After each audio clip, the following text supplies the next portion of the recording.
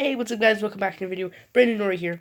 This is my first video on my first reaction channel. So I will have a vlogging channel, a gaming channel, and a reaction channel. And maybe another channel. I don't know. But yeah, so definitely subscribe to this channel. If we can get hit 20 likes or 20 likes or like 5 likes at all, then that would be really cool. And click the notification bell so you get notified every time I upload a new reaction. So yeah, let's go. Today we have Llama Arts True Delivery Horror Stories 3. Alright, let's get into it.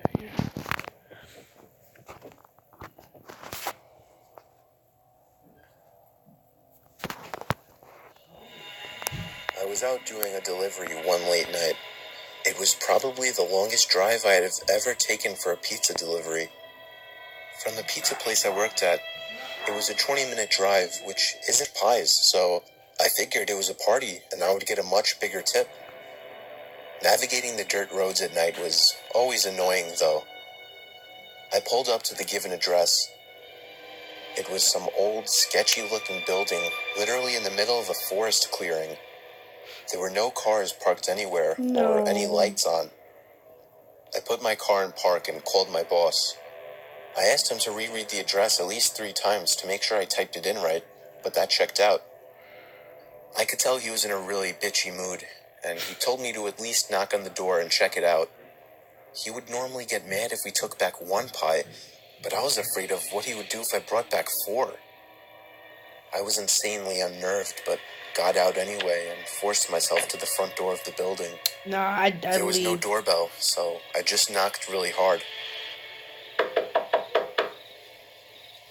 I heard nothing and didn't really expect to hear anything.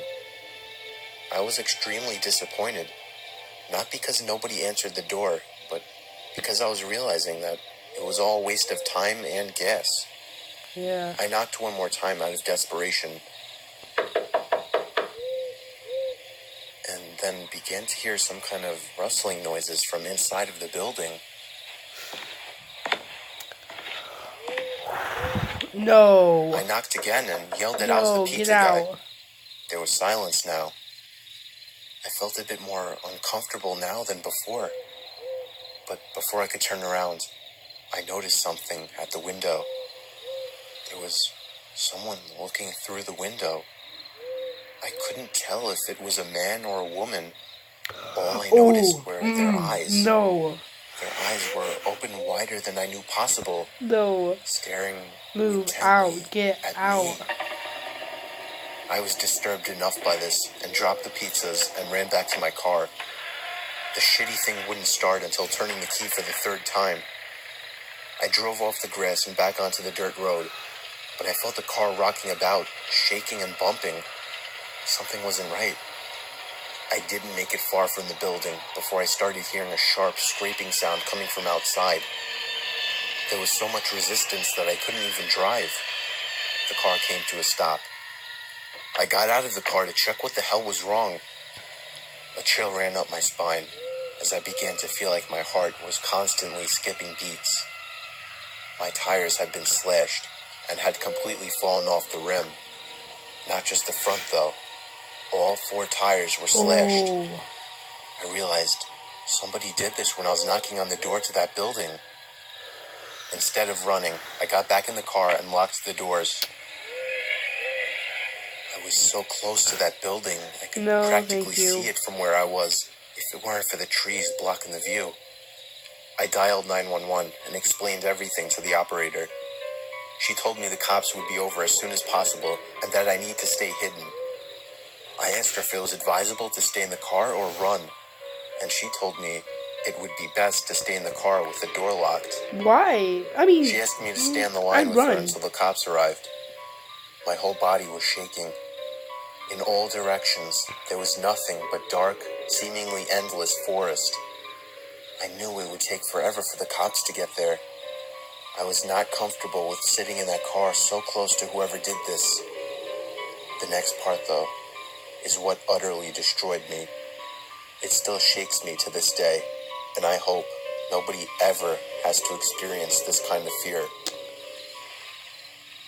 As I was scanning all the windows, making sure nobody was outside, I looked in the rearview mirror, and there was the same person. The same person I saw at that window. Eyes open wider than ever. I could see now my that it was a woman, and I could ever so slightly see a smile begin to spread across her face. I opened my door and full-on sprinted into the woods, not caring how much noise I made. I ran until I was out of breath, which didn't take long, and I hid behind a giant log on the ground. I tried to cover my loud breathing with my hand as I waited and waited for what felt like hours, until I finally heard sirens in the distance. I gathered up all the stamina I had left to run all the way back in the direction of the dirt road. Eventually, the glowing red and blue lights came into view, and I had never felt better in my life. They were parked in front of my car, investigating with flashlights. I came out yelling at them like a lunatic to help me. I fell to the floor and started to gag, almost throwing up from running so much. They picked me up and began to question me, to which I explained everything to the best of my ability. One of the two cars drove over to the building, and the two officers began to search the building. They came back with nothing except for a couple of spiky objects. These objects were exactly the same as the ones used to slash my tires. The cops guessed that it was some kind of sick, demented couple, being that I saw the woman, but unfortunately they were never found, and that still kills me to this day. I obviously quit my job right after that and started working at a local grocery store. I know that I'll never forget seeing that woman at the back of my car. Ooh, she's in the back. Ooh.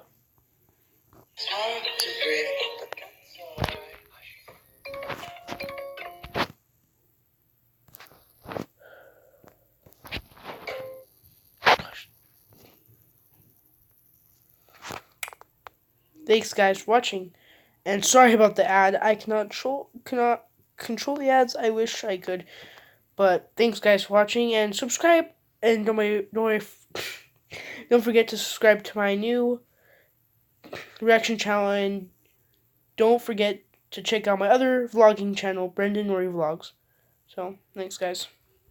Bye.